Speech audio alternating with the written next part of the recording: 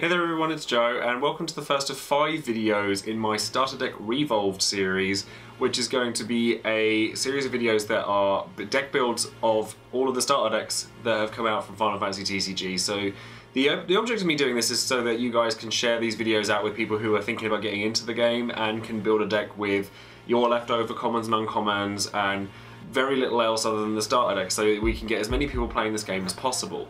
Now this deck in particular is going to be the Type-0 starter deck, and I'm going to follow a strict set of rules for all of my starter decks, and it's going to be that everything has to involve as much of the starter deck as possible, and strictly only 2 hero cards are allowed in the deck and 0 legends. So no legends, 2 heroes, and everything else has to be common, uncommon, or from the starter deck.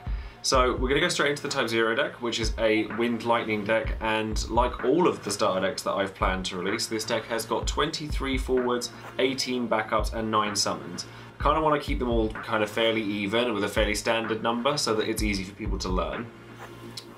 Now I already know that there are fire Type-0 units in Opus 3, but I want to stick to the Lightning Wind deck so that it makes sure that it keeps in line with the starter deck.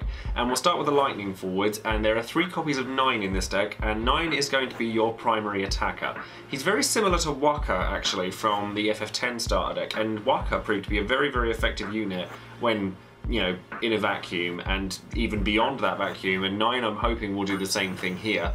He's just a very strong character at 8k for 4 CP, and he just, you know, can make himself stronger and can hopefully best those that are, you know, units that are 5 CP or even higher than that. So he's definitely one that's got to be in here. And then we have 3 copies of Sice, which is actually a focal point of this deck, because there's a lot of cards in here that drop the power of your opponent's forwards. And I wanted this to be a deck that's themed around kind of, you know, killing your opponent's forwards and making them weaker. Something that you could show a black player from Magic, something like that they would enjoy. And for that reason, Sice is a very, very prominent card in this deck. She drops your power of your opponent's forwards, much like black cards in Magic the Gathering do. And then we have 3 copies of Queen. Queen in this regard is the common card from Opus 3 and not the starter deck one from the starter deck, because the starter deck one is unfortunately terrible, like absolutely abysmal. There's just nothing saving her. Whereas this Queen can synergize very, very well with the other Type-0 units in your deck and can make herself strong very, very quickly, so she's definitely one that's going to come into this deck in particular. And then lastly, I've rounded off the Lightning forwards with Ninja from Opus 2, and that's because Ninja can take out anything if you want it to. It can take out absolutely anything that's blocking it. It has an ability that doesn't target. You know, even the big scary 5 CP forwards like Deleter, or, you know, there's loads of 5 CP units that are really scary that you can deal with by just having a Ninja on the board. It's something actually I think that people could play a lot more in their proper constructed decks, and I don't think sees enough play, so it would be lovely for you guys to kind of see how Ninja can perform in a vacuum, because then you might even want to take him away from that. And now moving into the Wind forwards in this deck. Now the Wind kind of takes up what you would call the blue portion of this deck if we're translating it from Magic. So anyone who plays black-blue in Magic is probably going to enjoy this deck to start off with. And then we're going with 7 as the first card in of our Wind forwards, and she's just very, very good anywhere. So she definitely goes into this deck as a 3-up because she's a Type-0 unit. She makes it so that all of your Type-0 units are harder to block, and she has a counter spell on legs. You know, there's a lot of people, like any control player from any other game, not necessarily just Magic, I just use the references because I think it's relevant. I think that, you know, you could use 7 in anything, and I have done in many of my, well, I have done in my last video, which is my Earth Wind control deck, which I'll leave a link to in the description box if you want something a bit more advanced. And past that, she's just solid, she's really good, so definitely run 3 of her. And then I've also run 3 copies of 8, because 8 is your value unit, very similar to how Pain worked in Opus 1's FF10 deck, although possibly not quite as good. He has very much a similar ability in his S ability to stop things from hitting him and making it so that his damage goes to 0. So it's nice to be able to attack freely with him or block freely with him and know that your opponent will think twice before trying to target him with anything in particular. So I definitely wanted 3 copies of 8 in there. It helps that he's in the starter deck as well, as is 7. And then the hero card that I've opted for in this deck made sense to me because I wanted it to be another Type-0 unit, and that's 2 copies of Tray. Tray is actually very, very good anyway. He's just very, very solid, and he goes in perfect theme with this because he's very difficult to target, which is something that, again, this whole deck is themed around. So definitely, if I were you, I would pick up 2 copies of Tray. To a more seasoned player, they might think that they might want to grab 2 copies of Maria as their hero instead for backups, but I decided to go with Trey here, mainly because I think he'll be easier to acquire as well. And then rounding off the Wind forwards, I've gone with 2 copies of Ranger because I think it's the strongest standard unit value forward that Wind has available, and it's only a common in Opus 3. It's very, very strong.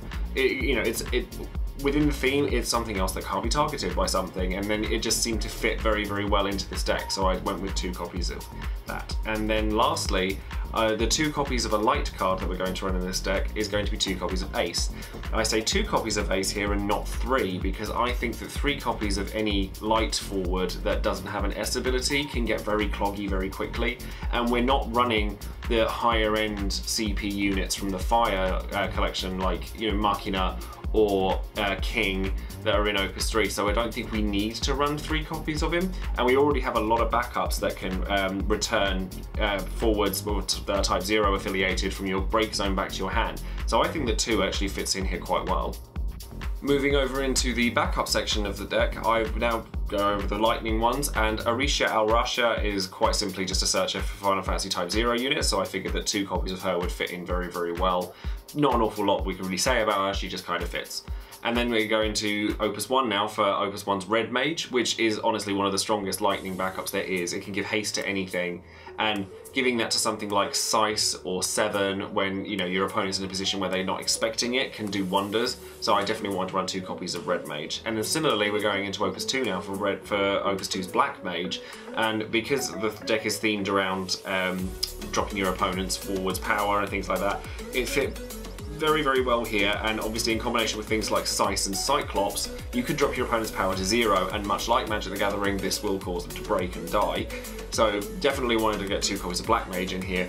And then I've gone for a little bit of a twist here because I wanted to kind of continue with the theme. Now, you may disagree with these decisions, but I wanted to do something a little bit fun and a little bit spicy, if you like. So I've decided to run Opus 2's 2 Moogles here, and one of those is Gurdy. And Gurdy has the ability to drop your opponent's power, much like Black Mage and other things like that, but can do it by just dulling itself. It's not restricted to anything like coming into play or something you only get to use once. It's something you can use repeatedly. And the main reason that I want to do these, to run these 2, is because you already have access to Class 0's Moogle, which you're definitely going to be running. So you'll have the opportunity to run 3 different Moogles and have them on your backup slots and be able to drop your opponent's power by 3,000. And we also get the ability of No-No, which is the Wind Moogle, which we'll come to shortly. And then lastly, with the lightning backups, I've gone with a single copy of Sage because, yet again, it's something that you can use to pull back something from your break zone. Alongside Ren, you have your Searcher in Arisha. You're just keeping your hand up at all times, and any good card player knows that keeping your hand up and keeping card advantage is what wins you the game. Moving into the Wind backups now, we're going to continue the theme of Type-0 units here by running 3 copies of Deuce. Now, Deuce can, sway combat in your favour just by herself, but if you can get a nice little swarm of Type-0 units available, her S ability can pretty much wreck anything in the game, and that's something that's definitely worth noting. So I just thought that running a full playset of her adds to the count for things, for some of the other units that refer to having Type-0 characters, not just forwards. So definitely run 3 copies of her. Similarly for that, we're running 2 copies of Rem, and Rem has an EX Burst, which is always handy, and having the EX Burst to grab cards back from your break zone into your hand. Pretty much every unit in this deck is a Type-0 unit, so you're going to have options available to you no matter when Rem goes over. So honestly, she's just really solid here. And then we've gone with 2 Moogle Class 0 because this Moogle boosts the power of all of your units. And if you wanted to, you could, as I said, you could forgo having Trey as your hero character and run a different forward and have Maria in addition to the Class 0 Moogle so that all of your units are getting buffed by 2,000. If you really wanted to, you could also put in the Lightning backup Lulu that boosts all of your Lightning forwards by 1,000 so that they're just getting stronger and stronger and stronger and stronger. But I wanted to kind of focus on more removal, but I'm giving you the option here. You can do with it whatever you want with this deck, as long as if you're going to go with this sort of starter deck and you're trying to introduce somebody, stick to the rules that I've kind of laid out, because I think that it's kind of fun that way, and it means that it's very easy to accumulate the cards to do it. And then lastly, for the wind backups, as I've said with Gurdy, we've gone with another Moogle here, which is No-No, and they just have such silly names. But No-No has the ability to activate as many characters as you have Moogles on the board. So you can get up to 3 using this combination of cards through Gurdy, Class 0 Moogle, and No-No. So if you get all 3 of them out, you have a very, very controlling board, and that's pleasant for any control player, certainly anyone who's starting out in a game like this. And then to round off the deck, we've gone with 9 summons, and most of them are lightning summons because the lightning summons are generally better than the wind ones, but we're going to include one of the wind ones as well, which we'll get to shortly. But the first summon that we're going to go with is Cyclops, because it stays in theme with the removal suite of having things like Sice, Gurdy, Black Mage, and then obviously now you have Cyclops as well. And Cyclops doesn't target, so it's nice to kind of blanket affect your opponent's board, and if you attack them and they still think that they can block you, and then you can kind of just sling one of these down, and it makes things really, really difficult for your opponent. And then the next 3 cards that we're going to be running are all Odin, but they're all different Odins. And the first one is the Type-0 Odin, which comes in the Opus 3 set, and it's probably better than the 4 CP Odin from Opus 1 in this particular deck, but I wanted to keep the options available. Now this Odin in particular can kill anything that has 7,000 power or less, unless you have a Type-0 unit out, well, a Class 0 unit out. It's very important to differentiate the two from each other, and I'm not doing a very good job of it, so try and make sure that you keep on top of that when you're playing this deck. That you just kill something outright. So I definitely wanted to run 2 copies of this. You could run 3 and just ignore the next Odin down, but I decided to go with 2 and 1 just in case something slips up. And for that reason we have this Odin, which we only have one copy of, and it can kill anything that's 4 CP or less, and it's pretty general, it's pretty easy to kind of figure out how you would use this, and it's just nice and simple.